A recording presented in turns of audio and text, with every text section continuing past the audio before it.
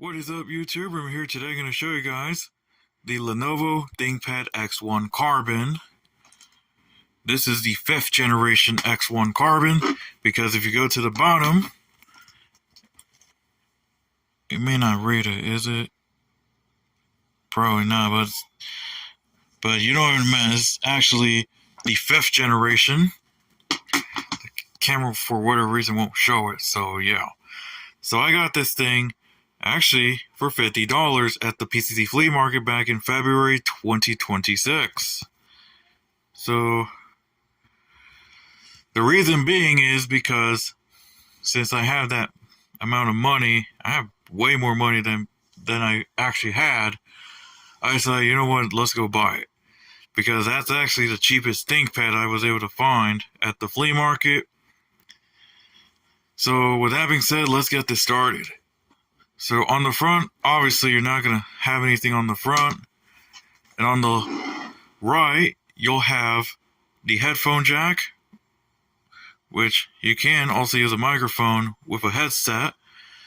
You also got the vent for the heatsink, as well as a USB 3.0 port. In fact, this is actually a powered USB port. So this port is active even when the laptop is turned off, so you can charge your phone or your tablet. And then you have a Kensington lock. And then on the back, you'll find a SIM card slot and a micro SD card slot. Now, being a business laptop, you will actually be able to use a cellular SIM card. And you can also use a micro SD card for expanded storage. And then on the left, you'll find two USB Type-C ports, which also acts as your charging port, and this is also Thunderbolt 4. So this should work with a docking station, and I actually do have a docking station. Well, it's actually Type-C USB hub, but it does support Thunderbolt 4 as well. So I think it's Thunderbolt 3. Sorry, I think it's Thunderbolt 3, if I'm not mistaken. So either way, you'll be able to charge your laptop in either one of these ports, or you'll be able to use a docking station, which I think this is Thunderbolt 3. I'm not sure, it's either Thunderbolt 3 or Thunderbolt 4. I'm gonna look at that one. And then you also have the charging indicator, as well as a USB 3.0 port, HDMI, and then this special Ethernet port that's kind of different because it actually uses an adapter for Ethernet. And I think you can purchase one separately for this. So yeah. And then on the top, you'll find the ThinkPad logo, of course, and it does light up on the red light right there. That is the power indicator as well. And then on the bottom, you're obviously going to get the Windows Pro sticker, as well as some of the information you'll probably need, and you'll also get captive screws. Now keep in mind, upgradability is slightly limited.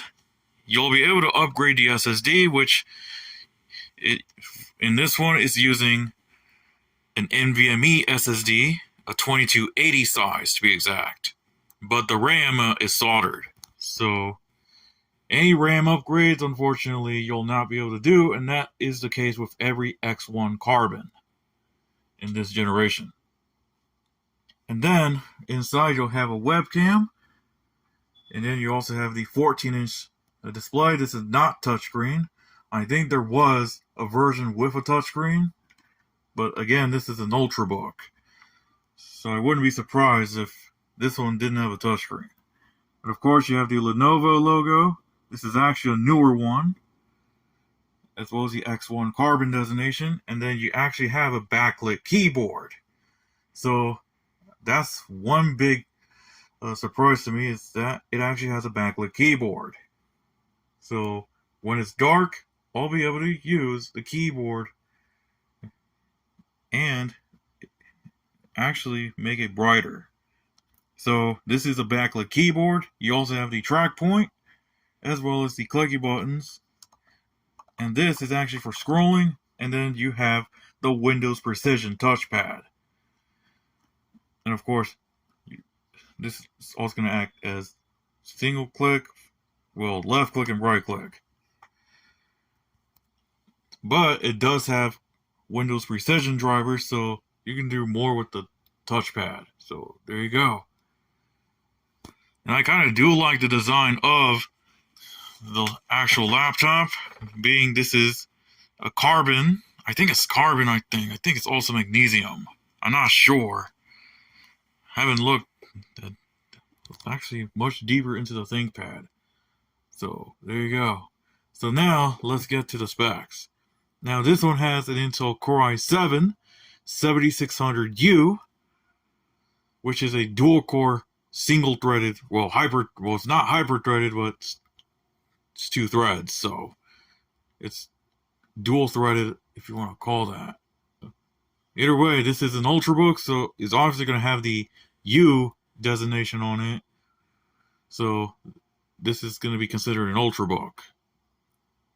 So this is a Kaby Lake system, so obviously it doesn't support Windows 11, unless you have the 8th gen variants, which does support Windows 11.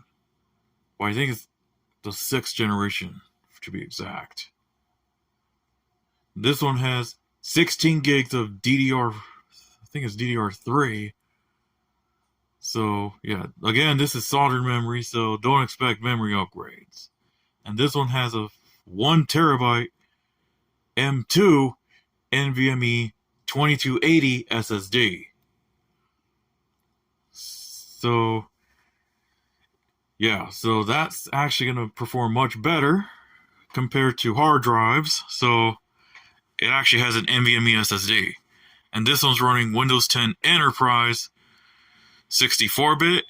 And I'm also running Zorin OS 18 64-bit.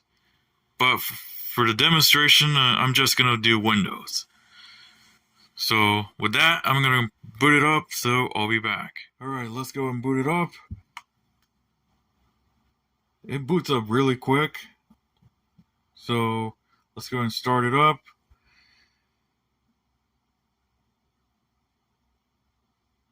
Okay, we're at the grub loader. I'm going to select Windows Boot Manager. This is actually the grub loader for Zorin OS. But just for the sake of it, I'm just going to run Windows. So here we are, we're booting to Windows. And as you can see, we're booted right into the desktop. So now, let's go ahead and go to About This PC. As you can see, we're running Windows 10 Enterprise version 1703. Now, Windows 10 Enterprise is normally for volume licensing, but that's how it sold. That's how it was sold when I bought it. So, yeah. But you will get Windows 10 Pro if you actually buy it. So, yeah. So it would have come with Windows 10 Pro. And as you can see, Intel Core i7 7600U running at 2.8 gigahertz, 16 gigs of RAM, and for the storage, it's actually gonna show as it's actually gonna show the full size at 953 gigabytes, but it's split into multiple partitions, and one of those is Zorin OS. So yeah. But the largest partition is what we're running here, Windows 10. Now let's go and launch Microsoft Edge. Boom, there it is. That's the power of that NVMe SSD. Unlike a SATA SSD, which tends to be a little bit slow. But that's the power of an SSD. Let's go and launch only Office, because that's the only Office suite I installed. Whereas on Linux, it already comes with LibreOffice. So let's go and launch a Word document. So yeah, so that is only Office. So there you go. I'm also going to launch Firefox. Boom, there it is. That is the power of that SSD right there. And then I might show you some Classic Cube, so let's go and demonstrate it. I'm just gonna do Classic Cube. Here it is. So here's Classic Cube. Now, I'm not gonna be able to play well because I'm literally filming right now. So yeah, so that is Classic Cube. It fell in the water, but yeah. And speaking of those games, now let's talk about those benchmarks. So let's actually talk about those benchmarks right now. So starting off with CPU Z, we saw a single thread score of 366.4 and a multi-thread score of 1011.5. Now, to no surprise, that is literally as powerful as it gets, being a dual-core processor with just 2 threads. So that was CPU Z. Then for gaming, first I started off with Classic Cube, which I just showed you. We saw an average of 463 in the frame rate and 0.1% lows of 161 FPS. And that is with the enhanced settings without a frame cap. Next one is Slender, the 8 pages, running in 1280 by 720 or simply 720p in the fastest settings, everything else default. We saw an average of 46 FPS with 0.1% lows of 16. So not the great performance in terms of gaming, but Slender, being a most intensive title, tends to run poorly on even the newer hardware that we have here. If I set it to 1080p in the fastest settings, still default, we saw an average of 32 FPS, but better 0.1% lows of 19. So I pretty much would recommend you stick to 720p for Slender. Next one is Open Arena, which, well, it pretty much runs on everything. So with that, we saw an average of 91 FPS with 0.1% lows of 75, and that is in 1280 by 720. So 720p using the built-in benchmark. Then the next one is FNAF World, which saw an average of 60 FPS with 0.1% lows of 55. So there's no surprise on FNAF World. So yeah. And then the last one is actually a title that I never used before. In fact, you'll literally see it right there. That is Open Rails. If the camera will even focus, probably not. But anyways, Open Rails, we saw an average of 33 FPS with 0.1% lows of 25. Now this could vary depending on the performance. A lot of the time you'll probably see frame rates even worse than this, or frame rates better than this. It all has to depend on the time of day. But then again, this is a train simulator, so obviously it's not going to run as best. But Open Rails actually works very well. And this is actually using Explorer mode using Demo Model 1 in Open Rails. So there you go. So that is pretty much all the benchmarks. So with that, I'm going to go ahead and end the video now. But before that, let's get to the conclusion. So in conclusion, is it worth it? Well, if you're going to be running Linux, absolutely.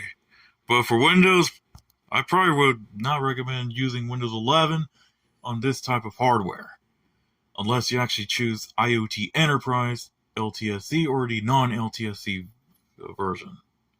Because obviously the 7th gen Intel processors don't really support Windows 11, but it's still usable in 2026. I've been using Linux, and I'll give you guys some of those Linux results here. Now, I obviously don't have any results on paper, but I can literally tell you the experience. I've installed Zorin OS 17.3 originally, installed a couple apps including Google Chrome, Opera, and of course I've also used some other apps that you would normally use on Linux, such as Kdenlive, Audacity, all that stuff.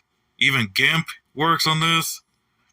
Absolutely, I think you probably should be able to use Linux in 2026, provided that you actually don't mind. Yeah, you already know the Linux, it's usually unstable, but I've been using Zorin OS and it actually works very well. So I will still gonna experiment Linux. So yeah. Now as for the performance, I can literally give you some performance results. I think I do have some benchmarks available. I can literally show you the results here. You can literally tell once I launch this, you can literally see the results right there. Obviously, Classic Cube should work fine on newer hardware, so obviously Classic Cube is no big deal, but taking a look at Slender, not really much of a great performance, but OpenReel, of course, there's no surprise, being 91 FPS in average. And no surprise either on FNAF World. OpenReels, yeah, it's probably best choosing the correct requirements, which I think it's about 300 megabytes of graphics. Everything else I think should work. Now as for benchmarks between this laptop and other laptops that I made videos on, you can literally see the graphs right there. The 8510W, of course, has some of the worst performance because obviously it's Windows Vista, but you can literally see that Classic Cube, it does run well compared to other laptops I've made videos on previously. The Gateway LT41P07U, which I did a video on, suffered the worst frame rate at 103, but actually still usable. Now, in Open Arena results, we can literally see 91 FPS, because, of course, it has a 90 FPS cap somewhere. 93 exactly. Slender, it kind of performed a little better here, but obviously the Dell Precision M4400 literally still saw 50 FPS. Compared that to 46 on this computer.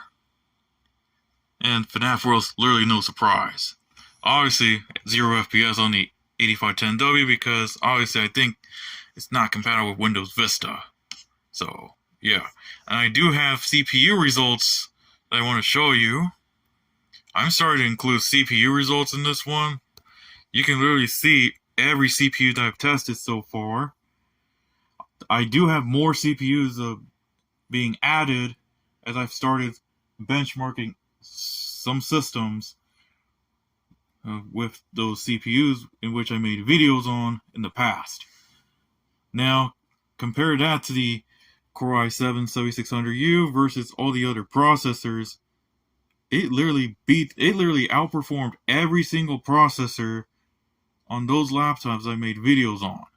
Even the Core 2 Duo T9600 and the AMD A6 7310, it literally outperformed those.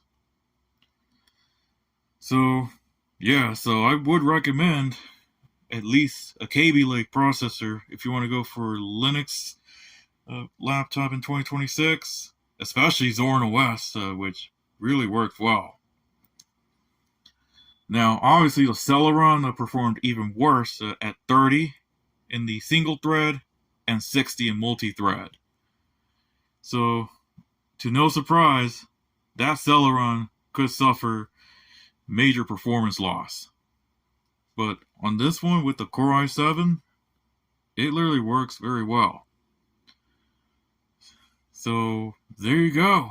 That's pretty much all the benchmark results, and that's the conclusion right there for this Lenovo ThinkPad X1 Carbon 5th generation. Now you could obviously enroll in the ESU program for Windows 10, now that it's been out of support since October. So with that, oh, and I do want to show you GPU-Z real quick.